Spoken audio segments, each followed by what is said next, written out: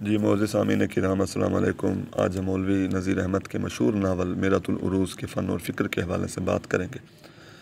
سب سے پہلے ہم اس ناول کے پلاٹ کے حوالے سے بات کریں گے۔ اس ناول کے پلاٹ کے بارے میں اگرچہ کہا جا سکتا ہے کہ یہ اس ناول میں جو ہے وہ جو پلاٹ ہے اس میں ربط اور تنظیم کا عنصر جو ہے وہ موجود نہیں ہے، مگر اس کے باوجود اس ناول کے پلاٹ میں بہت ساری اچھی صفات ایسی موجود ہیں جو کہ کسی بھی کامیاب ناول کے پلاٹ میں ہونی چاہیے۔ اگرچہ نذیر احمد پلاٹ سازی کے فنی رموز سے بخوبی واقف نہ تھے، مگر کیونکہ یہ ان کا پہلا ناول تھا اور یہ اردو کا بھی پہلا ناول ہے، اسی وجہ سے ہم ان کی جو فنی نقائص ہیں ان کو نظر انداز کر دیتے ہیں۔ اس ناول کا پلاٹ ارتقائی منازل جو ہے وہ طے نہیں کرتا، اور اس ناول میں کسی قسم کا منطقی ربط بھی موجود نہیں ہے، مگر انہوں نے اس ناول کو خیالی اور طلسماتی دنیا سے نکالا اور حقیقت کے قریب کیا ہے۔ قصے کی حیت اور تشکیل کی سب سے بڑی خامی جو اس ناول میں ہمیں نظر آتی ہے وہ یہ ہے کہ انہوں نے اس ناول کے اندر جو مقصدیت بیان کی ہے اور اس مقصدیت کی زد میں آ کے پلاٹ جو ہے وہ بہت زیادہ متاثر ہوا ہے اور پلاٹ جو ہے وہ ٹکڑے ٹکڑے ہو گیا۔ انہوں نے ناول کو مختلف سرخیوں، ابواب اور فصلوں میں تقسیم کیا، اور اسی باعث ناول کے تجسس کو بھی خاصا نقصان پہنچا۔ ناول میں جو ایک تجسس کی فضا ہونی چاہیے وہ متاثر ہوئی، کیونکہ قاری جو ہے وہ سرخیاں پڑھ کر اور ابواب کے جو عنوانات ہیں ان کو دیکھ کر بخوبی اندازہ لگا سکتا ہے کہ آگے کیا ہونے والا ہے۔ اس ناول میں کل 33 ابواب ہیں، اور ناول کے پلاٹ کی ایک اور خامی یہ بھی ہے کہ اصغری کی اولاد کا ذکر جو ہے وہ بالکل آخر میں کیا گیا ہے، جس سے کہانی کا فن بھی بڑا مجروح ہوا، اور ناول کے پلاٹ میں ہمیں جھول نظر آتا ہے، مگر اس تمام فنی جو ہے نقائص کے باوجود یہ ناول بڑا دلچسپ ہے اور اس کی اہمیت جو ہے وہ مسلمہ ہے اور آج بھی برقرار ہے۔ اگر ہم اس ناول میں مکالمہ نگاری کی بات کریں تو نذیر احمد کو مکالمہ نگاری کا بے تاج بادشاہ بھی کہا جاتا ہے۔ وہ دہلی کے روزمرہ اور محاوروں سے مکالموں میں جان ڈالتے ہیں، کرداروں کی شخصیت نفسیات کے مطابق مکالمے اور جو ہے کرداروں سے پیش کرواتے ہیں۔ ہر کردار جو ہے اپنی گفتگو سے بخوبی پہچانا جا سکتا ہے۔ اکبری اور عاقل کے درمیان جو مکالمہ ہے اس کو ذرا ملاحظہ کیجیے کہ اکبری کہتی ہے، ہم سے تمہاری ماں کے ساتھ نہیں رہا جاتا، ہم ساتھ رہیں گے اپنے میکے میں، ہم یا تو رہیں گے اپنے میکے میں یا خیر ایسی ہی زبردستی ہے تو کسی دوسرے محلے میں چل رہو، ہم سے یہ رات دن کی کل کل نہیں سہی جاتی۔ محمد عاقل کہتے ہیں، آخر کچھ بات بھی ہے، مجھ سے تو آج تک اماں جان نے تمہاری کوئی شکایت نہیں کی۔ اکبری، لو اور سنو، الٹا چور کوتوال کو ڈانٹے، وہ میری شکایت کرتی، شکایت کرتا ہے کمزور۔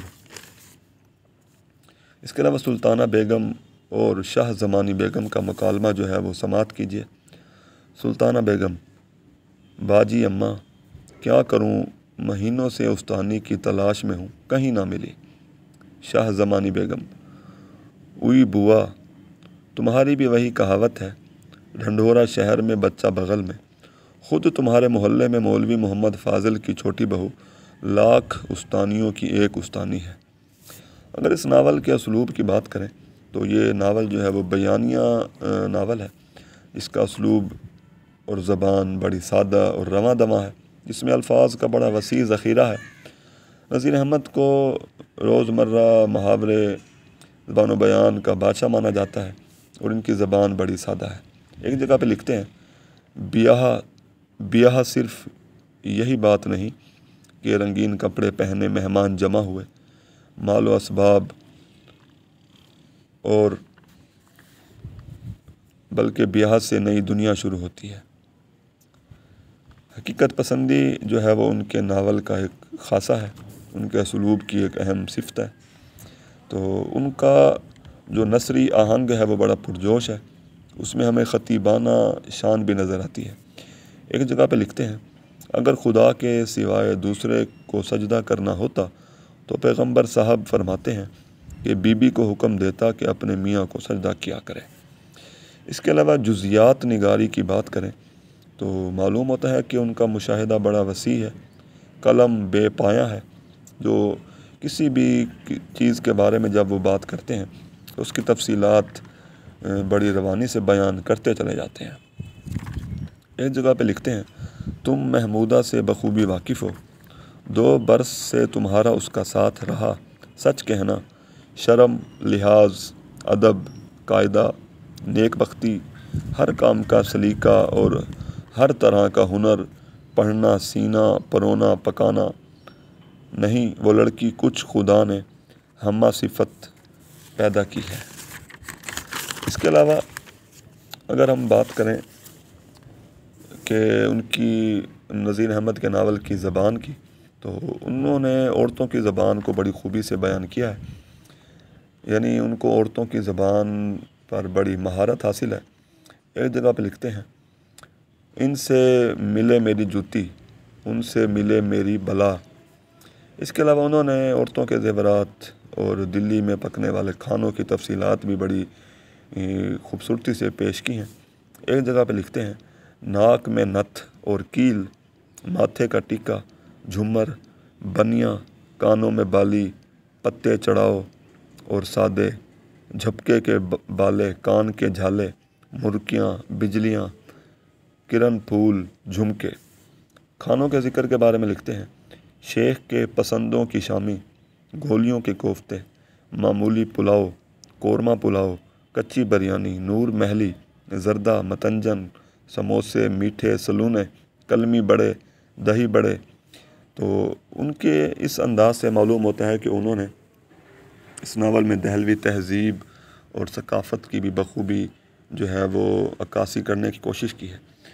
اس کے علاوہ انہیں محاوراتی زبان پر بڑا عبور حاصل تھا۔ ایک جگہ پہ لکھتے ہیں، میں نے کیا تمہارا پلہ پکڑ رکھا ہے۔ ایک اور جگہ پہ لکھتے ہیں، میرا جی بہت گھبراتا ہے، دل الٹا چلا آتا ہے۔ ایک جگہ پہ لکھتے ہیں، مولوی صاحب کا جی جل گیا اور بے طرح ان کا غصہ آیا۔ انہوں نے بڑی خوبصورت تشبیہات کا بھی استعمال کیا ہے۔ ایک جگہ پہ لکھتے ہوئے کہتے ہیں، یہ لڑکی اپنی ماں کے گھر میں ایسی تھی جیسے گلاب کی پھول۔ تو اس ناول کی جو ایک خامی ہے وہ یہ ہے کہ اس ناول میں تجسس کی بہت کمی ہے، اور منظر نگاری کی بات کریں تو اس ناول میں منظر نگاری جو ہے وہ نہ ہونے کے برابر ہے۔ ایک جگہ پہ لکھتے ہیں کہ ایک دن برسات کے موسم میں بادل گھرا ہوا تھا، ننھی ننھی پھوار پڑ رہی تھی، ٹھنڈی ٹھنڈی ہوا چل رہی تھی۔ تو اگر ہم اس ناول کی فکر کے بارے میں بات کریں تو نذیر احمد نے جو یہ ناول تخلیق کیا، اس تخلیق کے پیچھے ان کا ایک خاص مقصد تھا۔ دراصل وہ عورتوں کی اصلاح چاہتے تھے تاکہ عورتیں جو ہیں وہ اکبری اور اصغری کے کردار میں خود کو دیکھیں، محسوس کریں، اور چند اچھی صفات جو ہیں وہ اپنے اندر پیدا کرنے کی کوشش کریں تاکہ ان عورتوں کے اندر بھی کفایت شعاری، نظم و ضبط، سلیقہ اور عمدہ انداز سے امور خانہ داری کو چلانا، اور عورتوں کی تعلیم کے حوالے سے مولوی نذیر احمد دراصل اس ناول میں بات کرتے ہیں تاکہ عورتیں جو ہیں تعلیم حاصل کر کے اور اپنے آپ کو باسلیقہ، باشعور اور فہم و فراست سے اپنے آپ کو آراستہ کر کے ایک اچھی اور ایک بہتر زندگی بسر کر سکیں، اور تاکہ مسلمان عورتیں بھی اچھے انداز سے زندگی بسر کر سکیں اور ان کے گھریلو حالات جو ہیں اور گھریلو مسائل جو ہیں وہ بخوبی اور بآسانی حل ہو سکیں۔